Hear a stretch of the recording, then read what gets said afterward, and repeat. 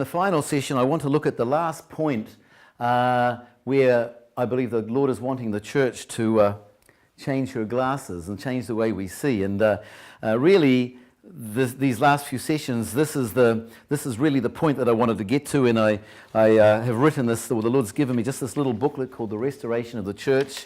There's those previous 4 points are in there, but really the point I really wanted to get to is the one I'm going to be speaking to you now. And it really is the hot potato, because if you think about it, the church has been arguing over the Holy Spirit for the last 100 years. There are still people that are very anti the gifts of the Holy Spirit. That's still going on after 100 years. Of course, there's a major controversy in the church over replacement theology or not replacement theology over Israel. But I would say that, and that's been going on really since Israel became a nation. But I would say the real hot potato, the big one is the point I'm going to speak about now, and that is the Torah. And for 2,000 years, probably the most often heard proclamation or statement is, we're not under the law, we're under grace. Well, that's okay, because the word Torah does not mean law anyway. The word Torah, it means instructions. It comes from another word, yara, which is the bullseye on a target. So really what is being called the Torah, the law, and of course our rebellious human nature, I think when we hear that word law, it kind of sets our backbones up, but it's not law. It's God's instructions. It's His goal as our Heavenly Father for our lives. And someone else wrote a little booklet, and his title was The Torah is not the law. The Torah is a set of instructions from a loving Father to help His children live the best possible life they can now. And so, but sadly, this we keep hearing it over and over again that it's been done away with. It's the law. It's not right, and we're under grace. Well, actually, I first kind of got onto this track. I was watching some Christian guy on television, and I heard him say, grace began at the cross. And I thought, no, that's not right. Grace began in the Garden of Eden, because God could have said, forget that lot right there and then. But because of His mercy, because of His grace, because of His incredible savlanut, or patience with us, He has bared with us right through to this point of time. And so grace, the Torah is grace. I see the Torah is grace. In fact, the Torah is super grace. And has anybody got a set of car keys I can borrow for a minute? Got a set of car keys? I want to give an analogy. So when I hear people, number one, when I hear people say we're not under the law, we're under grace. First of all, that tells me that they don't really understand who God is, because see, the true God is our Heavenly Father. He has our best interest in mind, and I believe David knew. David said the Torah of the Lord is perfect, restoring the soul. Read through Psalm 119, it's a long one, but right through Psalm 119, David is thanking, he's praising, he's saying, Lord, help me to keep the Torah, because he knows it's good. But the way I hear it coming out of most Bible teachers, it's something that we want to be rid of. And when I start talking about this, people say to me, well, David, why would you want to put yourself back under that again? And I would say, well, if I really know that God is my Father in heaven with my best interest in mind, why would I not want to do what He's suggested I do? And what it's like if you go down to a car dealership, when a person says we're not under the law, we're under grace, what it's like is if you go down to the car dealership and the salesman says, sir or madam, here's the keys for your car and here's the service book. And you say, well, okay, I take the car, but I don't want the book. Number one, it's foolish, because you won't know what you won't know what gas to put in the tank. You won't know what tyre pressure to put in the tyres. You won't know what oil to put. You won't know what to do with the car. It'll run, it'll work, but it won't last as long as the designer designed it to last, because you're not going by the book. And if you don't go by the instruction book and your car gives you trouble, you've got no guarantee. So number one, it's foolish, and number two, it's rude.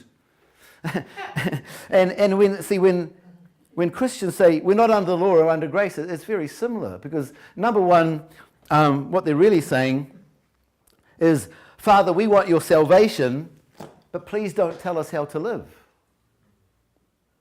Number one, it's foolish because he's our creator. This book is the maker's manual. It's a how to worship God manual. It's a how to treat your wife or your husband manual. It's how to bring up your children manual. It's a what food you should or shouldn't eat manual. It's a war manual. This is the maker's manual. And so number one, when we say if we don't want to read it and we don't want to know what God's telling us, number one, it's foolish, and number two, it's rude. And God is a God of love and mercy and grace, but also says he's a consuming fire.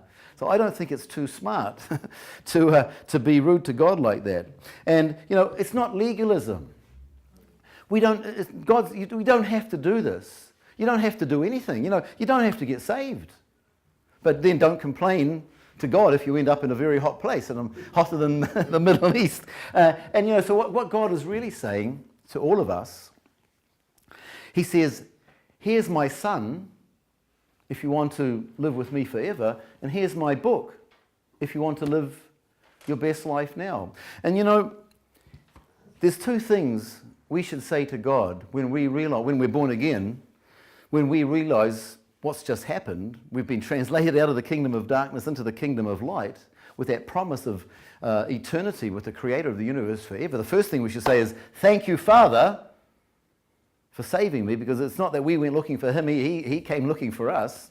But then the second thing we should say really to God when we realize what he's done for us, the second thing we should say to God is, how then shall I live? And what I'm sharing now is the result of 30 years as a believer. And I wasn't brought up in here, so I'm not pushing a barrow or anything. I wasn't brought up this way. But when I began to read the Bible and look around in church, I thought, there's something doesn't fit here. They're talking the talk, but they're not walking the walk. And so for 30 years, I've been trying to find the truth. And to be honest, I've swung like a pendulum from side to side, super legalistic and then absolutely nothing. But if you've swung out to the extremes, you kind of know where the where the middle of the road is. And I just really do believe that over the last 2 years, again, since I was told to change gear from the Lord via Sheila, I've been really praying about this and seeking the Lord, and I believe that what part of that changing gear was beginning to speak to the church about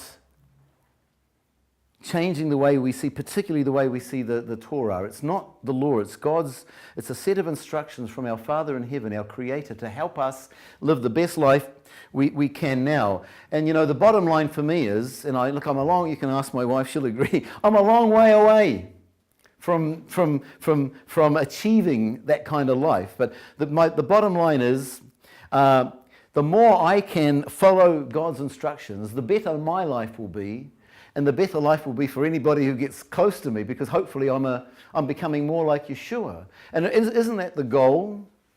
After worshipping the Father, I believe the next goal for every believer is to become more like Yeshua. And in America, they I don't know if they still do it, they had these little bangles saying WWJD, what would Jesus do? Maybe we should say, what would WWYD, what would Yeshua do? Well, I tell you what Yeshua wouldn't do. He wouldn't sit down to ham sandwiches for lunch. And it might sound funny, but I often think, we say that we've got the Spirit of the Lord living inside of us. What's happening inside of us with the Holy Spirit when ham sandwiches are coming south? And if we want to be, there's another verse that says, if we want to abide in Yeshua, for Him to abide in us, we need to walk the way He walked. And again, we don't have to. God's not twisting our arms up our backs. He's just saying, here's my son, if you want salvation, here's the way we should live. And, in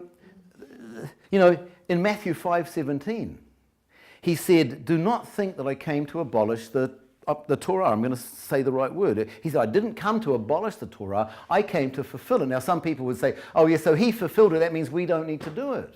But that doesn't make sense to me. And, so he says, do not think I came to abolish the Torah. But in Ephesians 2:15, I believe it is, some translations say that it says he came and, I don't know exactly what it says, but it says in doing that he abolished the Torah, or it says abolished the law. But it doesn't say that in the original. What it says in the original text, he came to, by producing this one new man, he came to abolish the enmity It was the enmity between the non-Torah people and the Torah people, hopefully by bringing everybody together and forming this one new man. Now, this one new man vision is kind of like the foundational vision of our congregation, Carmel Assembly, but sadly, most of these one new man kind of doctrines, or whatever you want to call it, are fairly bankrupt or stripped of the Hebraic way of looking at things. Just some other scriptures here. This is a good one. Again, it's the words of Yeshua. In Matthew 23, 1-3, Yeshua told the people and his disciples, he said, the scribes and the Pharisees sit on Moses' seat. That means he was saying they carry the authority of Moses. So then he says, therefore, don't do what they do, but do all that they tell you to do, because they were hypocrites. So he was saying, the scribes and the Pharisees, they sit on the seat of Moses, they carry Moses' authority, do what they say, but don't do what they do, because they weren't living it anyway either. So that's what Yeshua was teaching, was telling the people around him. And even the Great Commission in Matthew 28, 18-20, the Great Commission is to go, he said, go into all the world, teaching them to do all the things I told you to do. What did he tell them to do? Keep the commandments, follow the Torah, listen to what the scribes and the Pharisees are saying. So the Great Commission itself is taking the Torah, or God's instructions, out to the nations, because he wants this world to be the world that he designed it to be, and it's only going to happen when when the world gets to that point. And I heard someone say some time back, I don't know if they were Jewish, I don't know if they were believers, but they said if the whole world lived by the Torah, the police, the judicial system, and it would be immediately irrelevant. You wouldn't need them, but that's heaven, I guess, and it's coming, amen. And just for me personally, some people would say, well, okay, David, that's how it was at the beginning. There's a verse in Acts that says that multitudes of Jews believed and they were still zealous for the Torah. Up until the end of the first century, into the second century, they were still keeping Shabbat, the feasts, following much of the Torah. But that's when, as I said earlier, when the Greeks and the Romans took over, that's when it went away. So some people might say, well, okay, David, that was for that at that time, but not for today. Well, it's interesting, and again, it convicts me that that I need to be doing this and teaching this, because our ministry, Out of Zion Ministries, is based on Isaiah 2 verse 3. The interesting thing is that one Bible passage has been our family Bible passage for 25 years. Because 25 years ago, God gave Josie the first part of it. He said he gave her a vision of a mountain on fire, and the scripture or the song came, "Come and let us go up to the mountain of the Lord." She asked for a confirmation. She got the same verse again, written on the top of a Christian diary, so that's what moved Josie to go. He then went into the middle part of the verse that says, "We shall walk in his paths and he shall teach us his ways." And for 5 years, he kind of had us, our first 5 years in Israel, he had us in boot camp training us. And then when I was ready, he gave me the last part of the verse that says, "For out of Zion shall go forth the Torah and the word of the Lord from Jerusalem." So that's what birthed our ministry, because we were working with someone else's ministry. And God said, "I want you to start a ministry of, a separate one." And it was very easy to come up with a name of the ministry, Out of Zion Ministries. But if you go back to verse 2 of that passage, so that's the name God gave this ministry. It's the Bible verse He gave us as the foundational verse 20 years ago. But it starts off by saying, for anybody thinking, well, this might have been okay for then, but not for today. And if we believe we're living in the end times, Isaiah 2 says, "It shall come to pass in the last days, or in the latter days, or at the end of the age," I'll just skip a bit, to verse 3, "Then many of the nations will say, 'Come and let us go up to the mountain of the Lord, to the house of the God of Jacob, for he shall teach us his ways, we will walk in his paths, and the Torah shall go forth from Zion.'" So for me personally, as controversial as this part of the message may have been, I just believe it's God's calling on my life for this time, this late hour of the age, and there's not many of us, there's only 2 or 3 of these ministries in Israel that are pro-Torah focused. I believe that it's God's call on my life at this time to take that, to take the risk of losing a lot of support and friendship and be faithful to what God called us to do 20 years ago, to take the Word or take the Torah out, God's instructions for the perfect life now, out from Zion to the nations.